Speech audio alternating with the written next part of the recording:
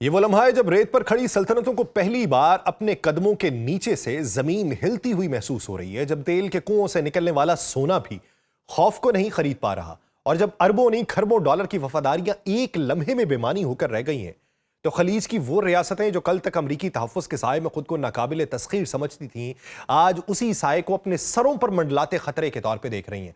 वो अड्डे जिन्हें कभी सलामती की ढाल कहा जाता था, अब जंग के निशाने बन चुके हैं।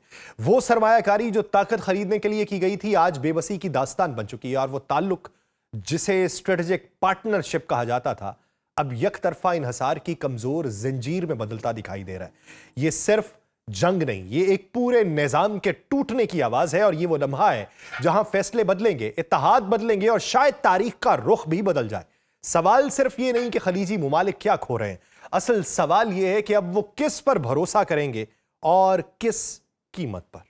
आप सब पर सलामती हो, मैं यासिर रशीद हूं और आप देख रहे हैं सुनो न्यूज। नाज़रीन, ये खलीजी मुमालिक के लिए तारीख का वो अजीबो गरीब मोड़ है जहां डॉलर की परस्तिश और अमरीकी तहफ़्फ़ुज़ के नाम पर बनाए गए वो तमाम मसावात एक एक करके उलट रहे हैं। सऊदी अरब, मुत्तहिदा अरब अमारात, कतर, कुवैत, बहरीन और ओमान, ये 6 मुमालिक जो बरसों से अमरीका को अपना मुहाफ़िज़ समझते थे और अपनी हिफाजत की जमानत के लिए अमरीकी अड्डों को अपनी सरजमीन पर बसाने में फख्र महसूस करते थे, आज उन्हीं अड्डों की वजह से अपने वजूद को खतरे में महसूस कर रहे हैं। वो अमरीकी अड्डे जो कभी उनके लिए तहफ़्फ़ुज़ की अलामत थे, आज उन्हीं मुमालिक पर हमलों और खतरात का मरकज बन चुके हैं। कतर में मौजूद अल उदैद एयरबेस, जिसे अमेरिका ने मशरक़ वस्ता का सबसे बड़ा फौजी अड्डा बना रखा था, आज कतर के लिए ईरान की मिसाइलों की पहली मंजिल है। बहरेन में अमरीकी 5वीं बेड़े का हेडक्वार्टर जो खलीज की सलामती का मुहाफिज समझा जाता था, आज बहरेन को इजराइल और ईरान के दरमियान होने वाली जंग का हिस्सा बना चुका है। ये मुमालिक जो बरसों से अमरीका में अपनी दौलत लगा रहे थे, जिन्होंने अपने पेट्रो डॉलर से अमरीकी मईशत को सहारा दिया, जिन्होंने अमरीकी खसारे को कम करने में किरदार अदा किया, आज वही मुमालिक अपनी आंखों से ये देख रहे हैं कि उनकी सारी कोशिशें, उनके अरबों डॉलर्स, उनके तहाइफ, उनकी सियासी वफादारियां सब बेकार हो गई। अमरीका को किसी की फिक्र नहीं, सिर्फ इजराइल की है। ये वो तल्ख हकीकत है जो इस जंग ने सबके सामने लाके रख दिया। और इसीलिए ये सारे मुमालिक गए ओमान के पास और ओमान को ये कहा कि ईरान से ये कहो कि हम पे हमले छोड़ दें। लेकिन इस तवील दास्तान को शुरू से समझते हैं जो इस वक्त इनको दरपेश है। ये खलीजी मुमालिक बरसों से अमरीकी मालियाती निजाम में अरबों डॉलर की सरमायाकारी करते रहे। सऊदी अरब ने अमरीका में 371 अरब डॉलर्स लगाए थे, यूएई ने 282 अरब डॉलर, कुवैत ने 456 अरब डॉलर। यानी सिर्फ इन 3 मुमालिक ने इब्तदाई तौर के ऊपर जो सरमायाकारी की वो 1100 अरब डॉलर के नजदीक बनती है, जो अमरीकी मईशत में की। लेकिन जब 2014 में डोनाल्ड ट्रंप दोबारा अमेरिका में बरसरे इक्तदार आए, तो इन खलीजी मुमालिक ने सोचा कि अब मौका है अपनी पोजीशन मजीद मजबूत करने का। उन्होंने ट्रंप को इनवाइट किया, जो शायद दुनिया की तारीख में किसी और ने ना किया हो जो ट्रंप के साथ इन्होंने किया। ट्रंप जब खलीजी मुमालिक के दौरे पर गए, तो ये मुमालिक सिर्फ एक दौरे में उनके सामने ऐसे वादे रख गए जिससे पूरी दुनिया की तवज्जो अपनी तरफ मबजूल हो गई। सऊदी अरब ने अमेरिका में मजीद 1000 अरब डॉलर की सरमायाकारी का ऐलान किया, यानी वो मिकदार जो पहले लगाई जा चुकी थी उससे भी ज्यादा, और वो जो 3 मुमालिक ने लगाई थी उससे भी ज्यादा। यूएई ने 1500 अरब डॉलर यानी 1.4 ट्रिलियन डॉलर की मजीद सरमायाकारी का ऐलान किया। कतर ने 1250 अरब डॉलर यानी 1.2 ट्रिलियन डॉलर की सरमायाकारी का ऐलान किया। ये सिर्फ 3 मुमालिक थे जिन्होंने एक ही दौरे में ट्रंप को खुश करने के लिए 3500 अरब डॉलर से ज्यादा की सरमायाकारी का वादा कर दिया। कतर ने तो ट्रंप को जाती तौर पे 40 करोड़ डॉलर मालियत का बोइंग 747 तैयारा बतौर तोहफा दिया, ताकि वो अपने जाती इस्तेमाल में उसे ला सकें। लेकिन ये सब कुछ था किस लिए? ये मुमालिक ये सब कुछ इसलिए कर रहे थे कि वो ट्रंप को ये बताना चाहते थे कि आप हमारे, हम आपके। वो चाहते थे कि अमेरिका उनकी तरफ देखे, उनके मफादात का ख्याल रखे और उनकी सिक्योरिटी जो है उसको मजबूत रखे। मगर उन्हें पता नहीं था कि ट्रंप अगर किसी को मानेगा तो वो सिर्फ एक शख्स होगा, और वो शख्स होगा बेंजामिन नेतन्याहू। ये उस वक्त और वाज़ेह हुआ जब ट्रंप के खानदान की क्रिप्टो कंपनी में यूएई के शाही खानदान के एक रुकन ने 50 करोड़ डॉलर की सरमायाकारी कर दी। ये एक बड़ा स्कैंडल था जो सामने आया, मगर उसके बावजूद भी ट्रंप की पॉलिसीज नहीं बदली। अब देखिए उन ममालिक की सारी दौलत, ये सारी सरमायाकारी, ये सारे तहाइफ आखिर किस चीज से कमाए गए थे। इन ममालिक की दौलत का वाहिद जरिया तेल और गैस था। सऊदी अरब दुनिया का सबसे बड़ा तेल बरामद करने वाला मुल्क है। यूएई और कतर भी दुनिया के बड़े गैस और तेल पैदा करने वाले ममालिक में शामिल है। ये ममालिक अपना तेल और गैस बेच के डॉलर कमाते हैं और फिर वही डॉलर अमेरिका में लगाते हैं। अमरीकी हथियार खरीदे जाते हैं, बदले में अमरीका से तहफ़्फ़ुज़ की जमानत होती है। मगर क्या ये सिलसिला अब टूट चुका है? जंग शुरू होने के बाद ईरान ने आबनाए हरमुज को बंद किया और ये वो रास्ता है जहां से दुनिया की 20% तेल और गैस की सप्लाई गुजरती है। ट्रंप ने बारहा दावा किया कि वो इस आबनाए को खुलवाएंगे, मगर ऐसा नहीं हो सका। अब 5 दिन की जंगबंदी हो गई अमेरिका की तरफ से, ईरान की तरफ से नहीं। अमेरिका कहता है 5 दिन हम डिले करेंगे हमला करने पे इनके पावर प्लांट्स पे। नतीजा क्या हुआ?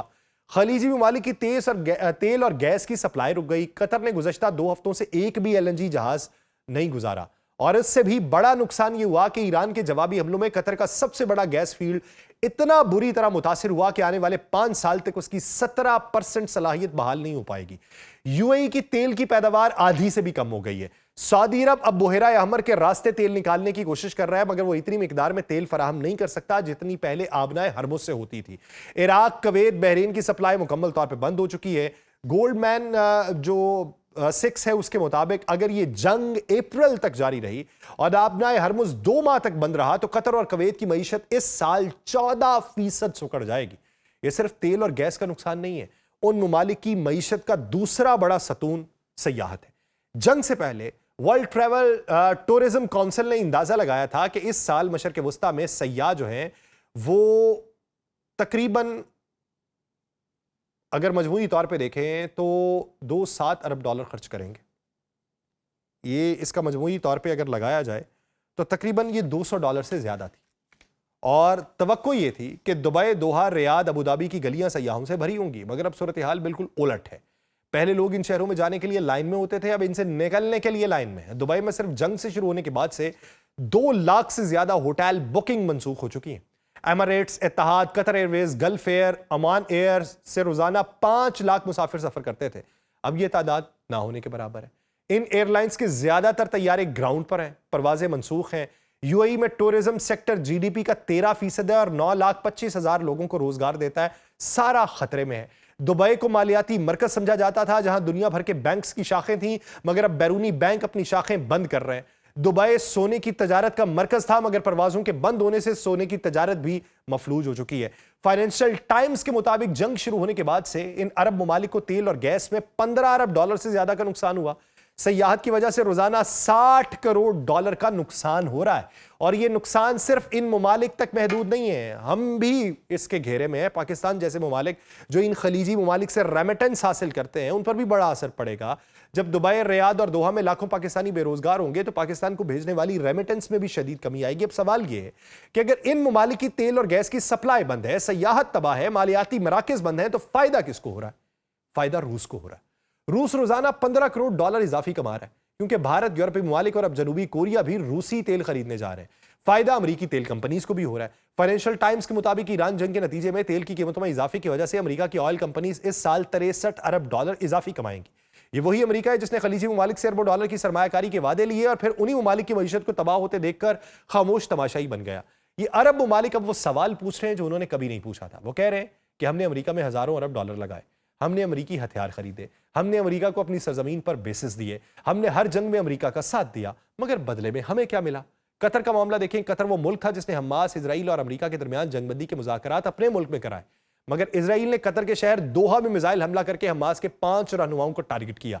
उस हमले में कतर के सिक्योरिटी एहलकार भी मारे गए और फिर पता चला कि इजराइल ने हमले से 1 घंटा पहले अमेरिका को इत्तला दे दी थी। यानी अमेरिका को पता था कि इजराइल कतर पर हमला करने जा रहा है, मगर अमेरिका ने ना उसे रोका ना कतर को बताया।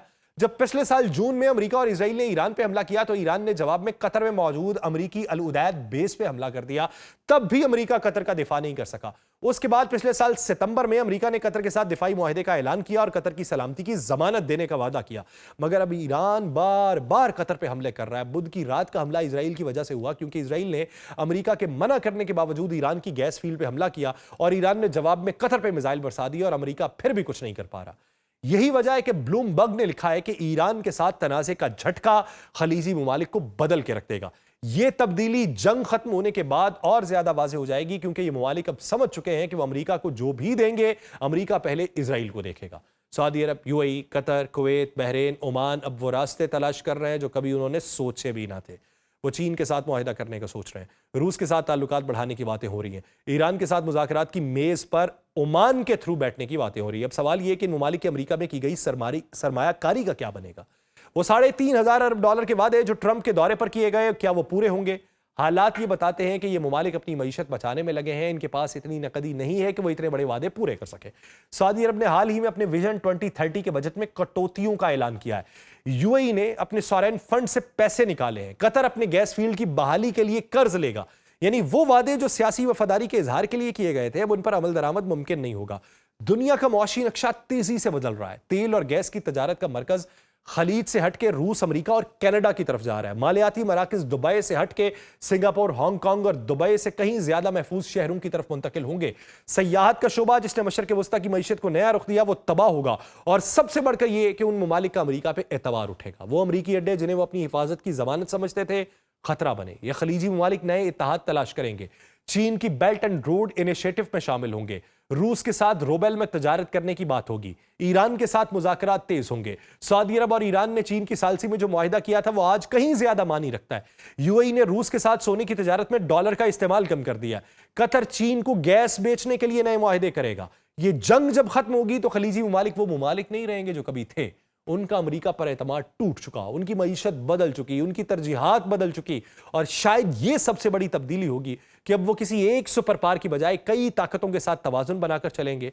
और ये वो सबक है जो इन ममालिक ने इस जंग से सीखा है कि अपनी हिफाजत की जिम्मेदारी किसी और के हवाले नहीं करनी चाहिए, और दौलत किसी ऐसे शख्स को नहीं देनी चाहिए जो उसका एहतराम न करे।